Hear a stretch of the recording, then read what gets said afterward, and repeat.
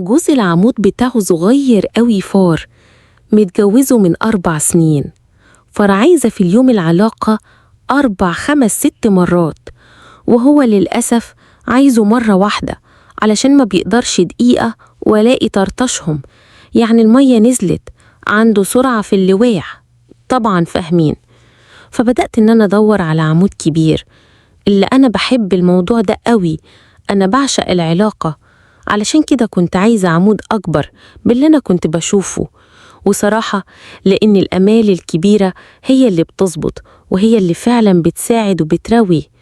جوزي كان بينزل الشق، كنت بفضل في بيت بقطع في نفسي، ففكرت وقلت لما ينزل جوزي أنا هنزل هدور لي على عمود كبير، لأني فعلا أنا محتاجة العمود الكبير ده قوي. بصراحة أنا مش عايشة حياتي، وحق إن أنا عايشة حياتي. لو أنت عندك مشكلة كان لازم تعالج نفسك منها. أنا كنت ساكتة، إنما خلاص فاض بيا. وفعلا لما نزل جوزي على الشغل رحت متشيكة ولابسة أجمل ما عندي، لبست العباية السودة بتاعتي، وبعدين نزلت رحت كافيه في مكان عام وأنوس حواليا كده، على أساس إن أنا ألاقي راجل وعليه وراك. للأسف حتى المكان العام اللي رحته والكافيه وراح الخضيطة مفيش ولا واحد لقيته عجبني. تمام، أنا كنت عايزة حاجة معينة كده، حاجة تحلها وحاجة أحس بوجوده بقى.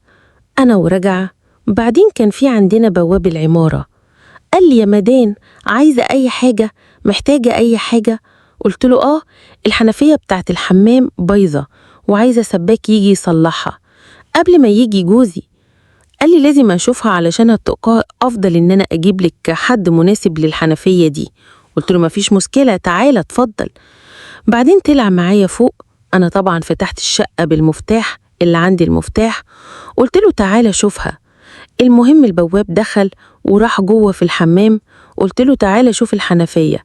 فتحت له الحمام ودفل، قال لي اقعد، فعلا عايز سباك لأنها مسربة. قلت له فعلا مسربة. الحاجة الغريبة بقى، طبعا الحنفية في الحمام مسربة، يعني لو انت مثلا دخلت قصادها هتدعك وهدومك وحاجات كده. فالمهم هو طبعا دخل يشوفها، قال لي ما حاول فيها، عندك مفتاح؟ قلت له عندي مفتاح، واديت له مفتاح. ان يا ابو هرز ده. المهم فضل يحاول فيها يمين شمال شمال يمين، قال لي ربما تكون المشكلة مش محتاجة سباك وأنا عندي خلفية. قلت له عادي مش مشكلة، اصلحها. المهم اديت له المفتاح يمين الشمال الشمال يمين، أخد نص ساعة. المهم أنا جهزت له كوباية شاي تقيلة، رحت وديتها له في الصالة، قلت له بعد ما تخلص اخرج علشان تشرب كوباية الشاي دي. قال لي تهمني نفسك يا مدام، مش مستعلة. قال لي خلاص أنا قربت أخلصها وكده. قلت له لا إزاي، ده أنت كفاية إنك أنت قدرتني، واشرب الشاي بعد ما تخلص. قال لي تمام. المهم فضلت قاعدة في المطبخ بجهز الأكل، ولا ليا ولا عليا، وفجأة سمعت صوت البواب بيقول لي أنا خلصت يا مدام. قلت له أنت خلصت؟ تمام، اشرب الشاي عندك في الصالة. المهم ليه شرب الشاي؟ أنا طبعا كنت في الوقت ده في المطبخ، كنت بخلص تقطيع بطاطس وبعدين هخرج. المهم قعدت شوية في المطبخ، خلصت تقطيع بطاطس يعني يدوب 7 دقايق، وبعدين خرجت في الصالة، لقيت البواب واقف قدام باب الحمام، حتى الشاي ما شيبوش. سألته انت ما شيبتش الشاي ليه؟ قال لي انت مش شايفة شكلي. قلت له مالك شكلك؟ رحت بصيت عليه، لازم أرقع تاني لأني أول مرة ما خدتش بالي. لقيته رافع كان لابس جلابية، لقيته رافع الجلابية والكولون باين طبعا، بسبب ان الحنفية كانت مسربة وأوكيت نفسها جت عليه. طبعا انتوا عارفين اللي بيصلح حنفية بيتبهدل المية وكده. المهم لقيت ان هو يعني كله على بعضه كده ادعك مية. المهم طبعا رفع جلابيته علشان يفضل ينشفها وكده، وفجأة ألاقي عمود كبير وعريض وبارز قوي من الكالسون. بصراحة استغربت، قلت معقولة اللي أنا بدور عليه ألاقيه مع البواب؟ معقولة هو دوت اللي أنا عايزاه؟ هو ده اللي أنا كنت بتمناه وبحلم بيه بقالي سنين طويلة؟ معقولة بكل الخير والحلاوة والجمال ده؟ موجود يعتبر جنب لنفس العمارة اللي أنا عايشة فيها وأنا معرفش عنه أي حاجة؟ بصراحة كنت مستغربة قوي، بصراحة كنت مخنوقة قوي. إزاي أنا معرفتوش من بقالي فترة كبيرة؟ ده قاعد تحت جنبي ولا إيه؟ إيه اللي خلاني أروح أماكن عامة وكده؟ المهم فرحت قوي، قلت له استنى بس، استنى. قال لي لا ماشي، راح انشف هدومي بره البيت بره الشقة يعني. قلت له لا انا هنشفها لك هنا واستنى بس. وقال لي لا ما ينفعش وما يصحش، انا مش عايزة اتعبك. قلت له لا تعبك راحة، انا هنشفها لك. المهم قلت له ايه، لا على عليك جلابية. قال لي ازاي اقلعها، ما ينفعش معرفش ايه. اسمع الكلام احسن ما سبب لك مشكلة، هقول انك انت عملت حاجات مش كويسة. وفعلا قلعها وسمع الكلام. وبصراحة بدأت إن أقرب علشان أشوف الحجم الكبير دوت، وطبعا إن أقرب منه ولحظة ما ساعدتك فيها بقوحة كنت بساعده فيها.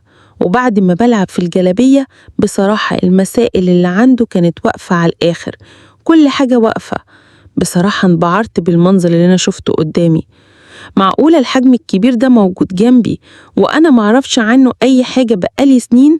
لأن البواب دوت بيشتغل بقاله 5 6 7 سنين عندنا، ودايما أنا بشوفه من بقية المرة. أنا اتجوزت وجيت عشت مع جوزي كنفس العمارة اللي احنا عايشين فيها دلوقتي، تمام؟ بس ما كنتش أعرف إن عنده حاجات كبيرة أوي كده إلا بعد ما حصل الموقف دوت لولاه أنا ما كنتش هعرف إن البواب ده عنده كبير أوي، حاجات بقى متستخبية. وفعلا ظهرت، وكمان ظهرت في وقتها لأني أنا كنت محتاجلها قوي وعايزاها. قلت له استنى، فاتلك مكان فيه شوية مية هنشفهم لك على البتاع. قال لي بتاعيه. قلت له استنى بس، ورفضت في المكان اللي هو فيه الحاجة الكبيرة دي.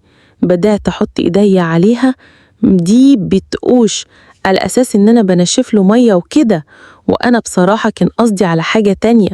إنما فضلت يعني أتحسس عليه وامسكه، بصراحة هو كان كبير وجامد. المهم بدأت إن أنا أقوله على فكرة أنا عندي مشكلة في أوضة النوم، جوه الدولاب مكسوب وعايز تصلحولي، في ضرفة كده ما بتقفيش، أنا كنت عايزه يجي جوه، تمام؟ وبعدها بقى أنا هعمل اللي ما يتعملش. وفعلا أول ما دخل أوضة النوم، وما أقولكمش بعد كده حصل إيه. لو عايزين تعرفوا حصل إيه تستنوني في الجزء التاني. مع السلامة.